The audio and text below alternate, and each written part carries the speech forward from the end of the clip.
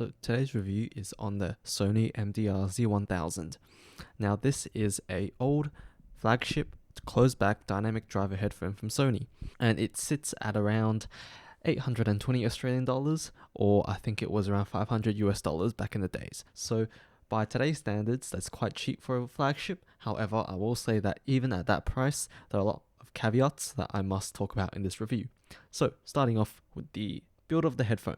The headphone is actually quite well built. The headband looks very familiar. It is similar to that of the Sony MDR Z1000, and those headbands are very comfortable.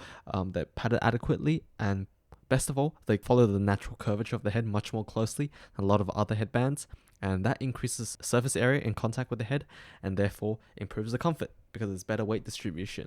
And furthermore, speaking of weight, it is not a very heavy headphone at all. In fact, it is very light. The hinges, as you can see, is a solid plastic and gives you a good amount of articulation in all planes. Furthermore, the cups are magnesium with a plastic outer housing, and furthermore, you have 50mm crystal polymer dynamic drivers inside, which is similar to that of the MDR Z1000, except it is I think 50mm compared to 40mm, and there's probably been some changes in terms of the driver design between the two as well. Furthermore, it comes with two cables, a 3-meter cable and a 1.2-meter short cable, and those are really good cables too. And the pads themselves are leather pads, however, they are not the most comfortable.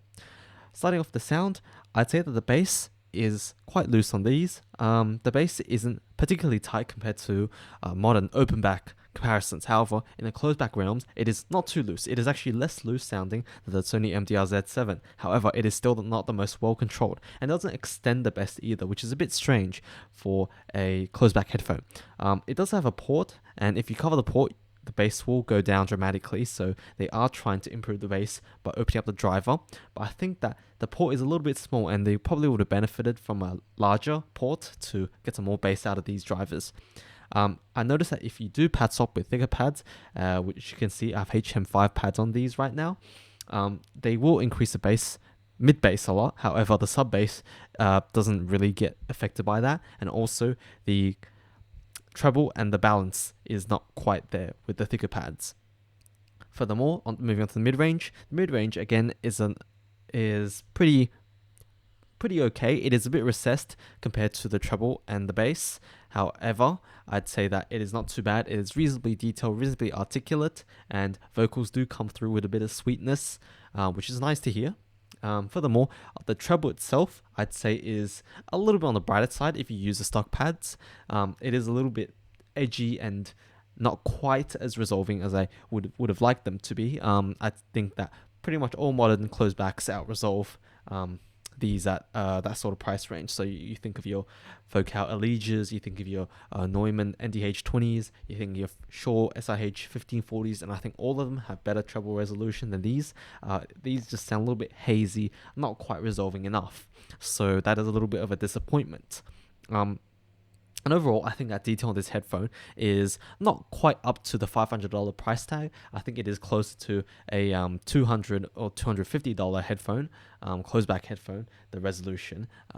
So it is a little bit disappointing to hear that. I would have expected a little bit more out of something that pricey, but unfortunately they did not deliver. Furthermore, the soundstage, however, is quite good. Especially with the pad swap. Without the pad swap, it is just pretty standard, but with the pad swap, again, with the extra distance, it really opens it up and makes it sound wider, but that might just be a product of the more V-shaped sound from the pad switch. But soundstage is reasonably okay for a headphone with that small of a cup, with that thin of a cup. And furthermore, imaging is not too bad either. Imaging is reasonably tight, however, I will say it does sound a little bit left-right. The center image is a little bit hazy compared to other good closed backs with angled drivers, such as the Focal Eligia, or even the Neumann NDH20, I think has a better center image than this. And again, separation imaging and the layering just isn't quite up to the price tag.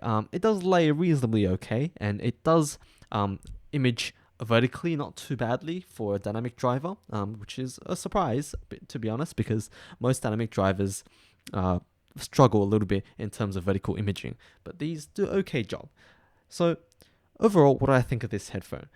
This is a headphone that has really been superseded by a lot of modern competition, and I think that anyone who's looking for an actual headphone that they want to listen to on a daily basis as a daily driver, they should look elsewhere. I would recommend almost any other headphone in this price range today that's new, I guess, such as the SIH 1540, the Lumia NDH20, or the Focal Allegia over this headphone for pretty much any sort of preference. The only reason I can see someone buying this is for the nostalgia, for collection purposes, or just to have a headphone that complements their main headphone. So overall, while this may have been a little bit better in its time, I still think that this is a bit of a poor performer for its price, and I would not recommend this.